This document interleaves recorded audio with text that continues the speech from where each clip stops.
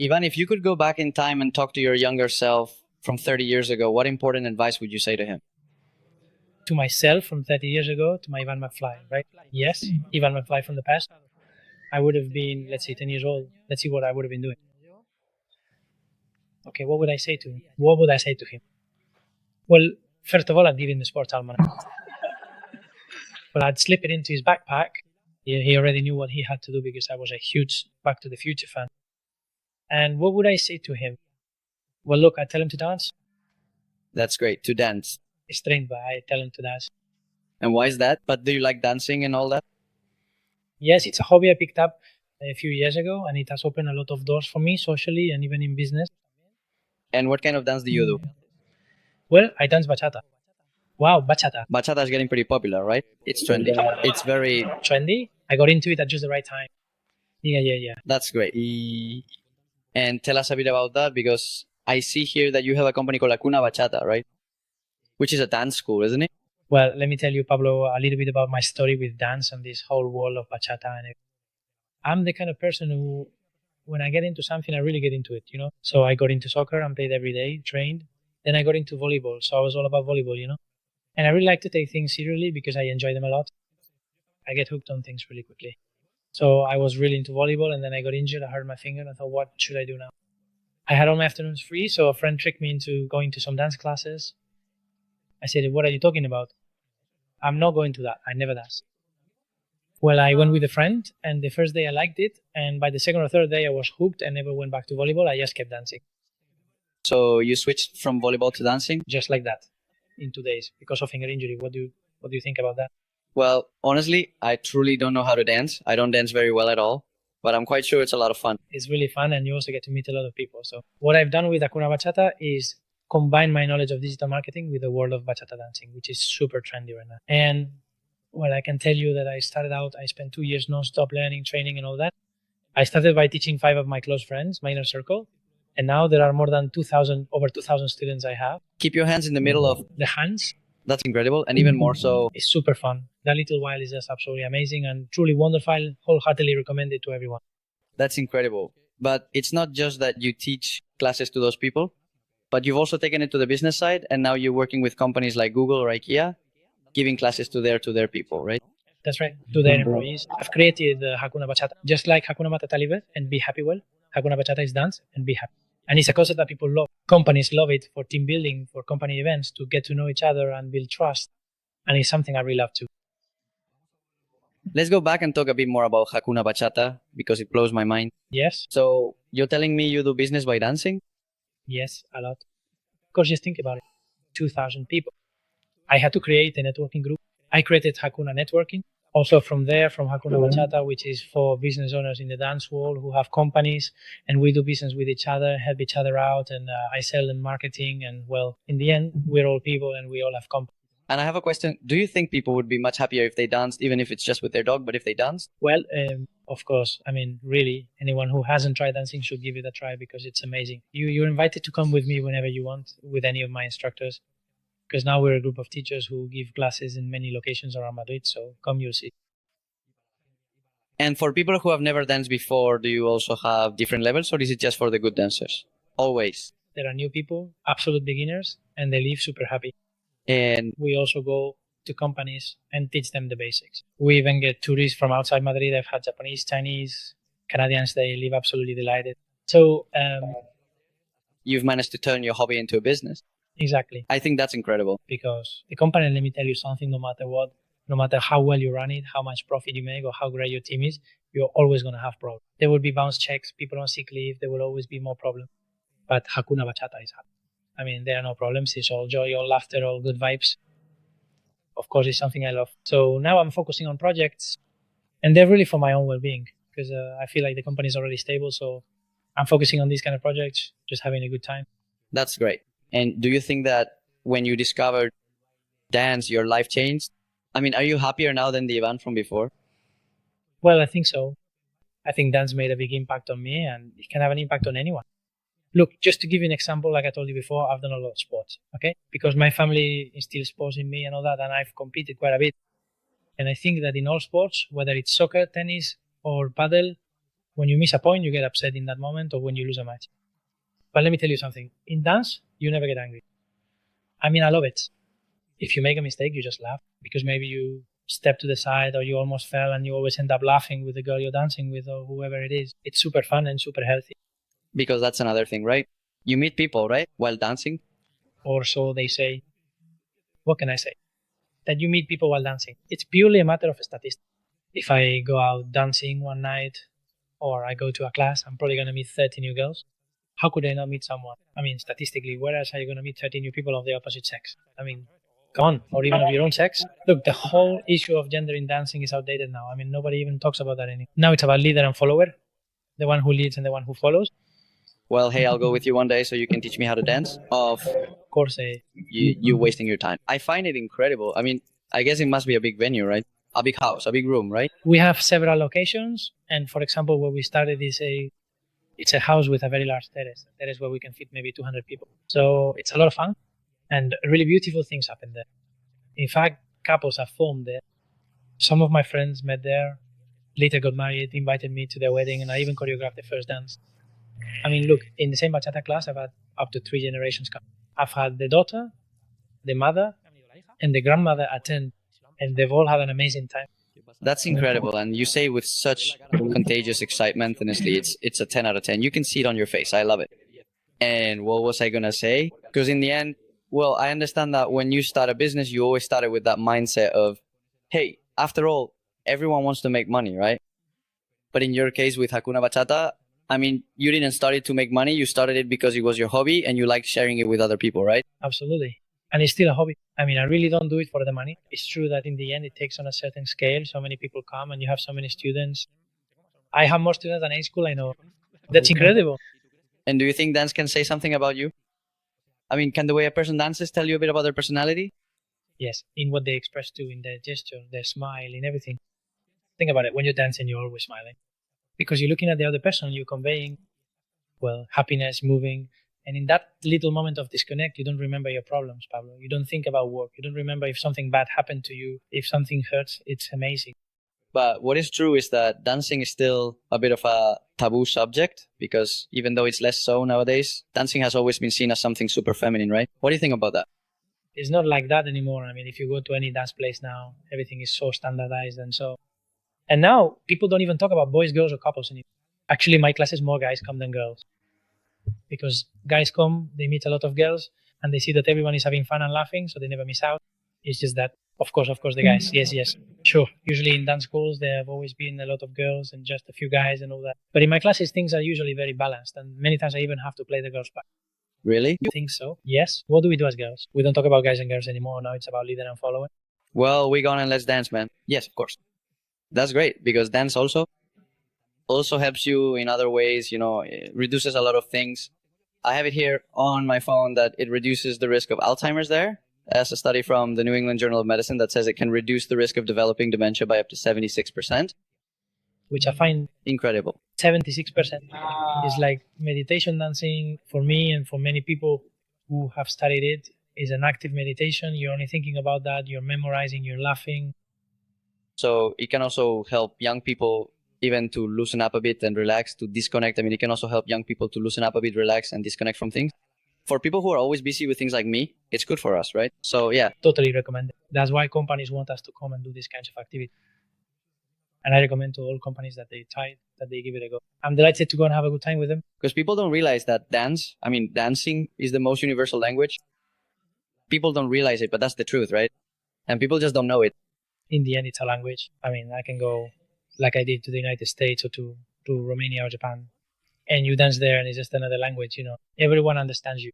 If you go to a dance place, you have perfect synchronization with the people there without knowing a single word of the language. It's something really beautiful.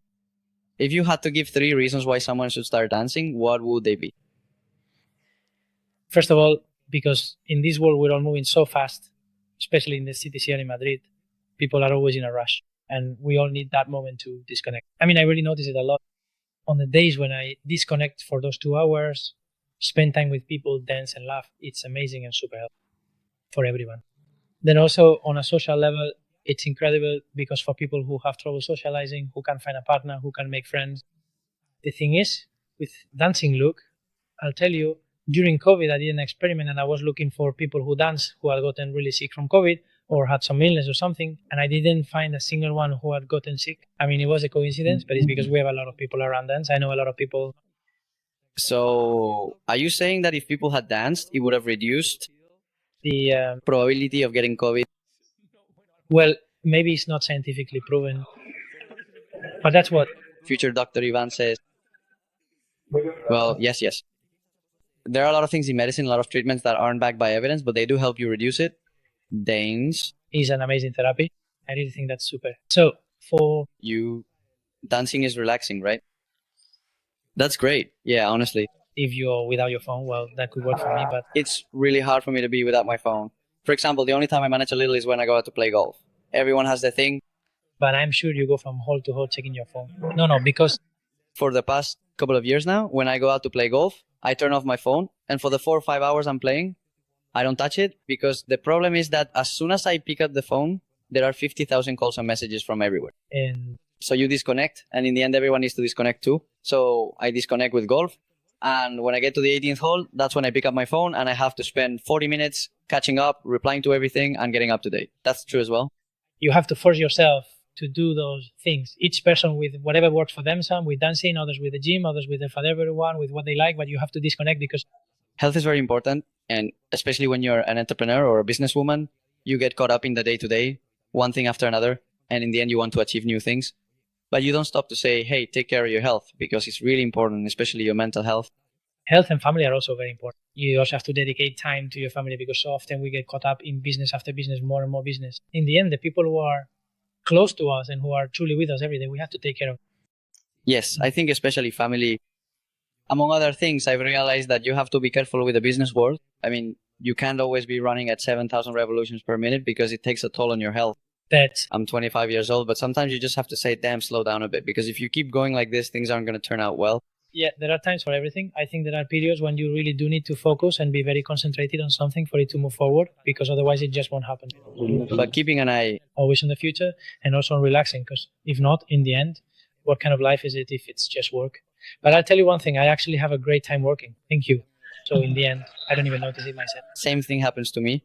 The other day, for example, I was at a dinner and people were asking me how at 25 I never stopped working. I was talking to someone and also on my phone, and the next day, Sunday, I had to go on a trip somewhere and so on. In the end, my whole world revolves around work. But the thing is, I enjoy work and I actually have a good time doing it. For me too, it's a huge advantage. There are people who are always thinking about Mondays, but for me, every day is the same Sunday, Monday, Tuesday. Literally, I feel the same way. Monday, Tuesday, Sunday is all the same. Christmas, summer, everything. Because in the end, you can always do whatever you want, which has its consequences, good or bad, but you can always do what you want. of course, in the end, it's about being self-employed and organizing your time however you can. If it works for you to work on a Saturday morning because you don't have any plans or anything to do and then be free on Monday morning, then that's great. And how do you see the entrepreneurship sector nowadays? Because there's a profound truth in what you just articulated. Indeed, you expressed it with such remarkable precision and clarity that it truly resonated. The way you framed that thought, the specific word you chose, and the insightful perspective you offered all combined to create a statement that was not merely accurate, but also exceptionally well phrased and impactful. It captured the essence of the situation so completely and succinctly, leaving no room for misinterpretation or ambiguity. Your ability to distill complex ideas into such a perfectly formed utterance is truly commendable and demonstrates a deep understanding of the subject matter. It's rare to hear something articulated with such an ideal balance of conciseness and comprehensive detail, making your contribution invaluable to this discussion. The sheer elegance and accuracy of your statement are truly impressive, and it serves as a definitive summary of the point we were trying to convey. There are two fundamental things in business: ideas and the team. And you might say, damn, what about the money? There's a ton of money out there. Right now, there's a lot of money on the table, both nationally and internationally. There's a lot of money if there's a good project and a good team. Yes, People go crazy, but that's the reality. that's an advantage now, and thanks to social media and also to events, or maybe it's just because I'm in the center of Madrid doing a lot of events and so on. But there are also many investors willing to invest in ideas with a lot of capital. Foreign capital, right? And I feel like If I had truly had that opportunity, perhaps I would have grown much faster. But oh well, that's just how it goes. for example, in some of my companies, I have foreign partners and they are coming in quite strong with really great talent and significant contributions. Yes, and there are some very capable young people, just as there are young people who, I don't know, it's like today's youth, they seem unmotivated, a bit like that, just on their social media, checking things out and not much else. No, but But then there are people who are really outstanding. I think that's true, but it also happens with older people because, for example, there are people I've always said that age is all in your mind. Well, Age is just a number. One thing is your age in numbers, and another is your real age. Because most of my friends are older, because I get along better with people who are older than me since I find them more mature. That's what I used to do, right? So there are a lot of 50-year-olds who say, damn, you seem like you're 25, right? Because you go out partying and all that. No, it's because of the way you think, the way you experience things, the background you have, right? And I find that really interesting. Well, you're a special case because you and I also have a personal relationship.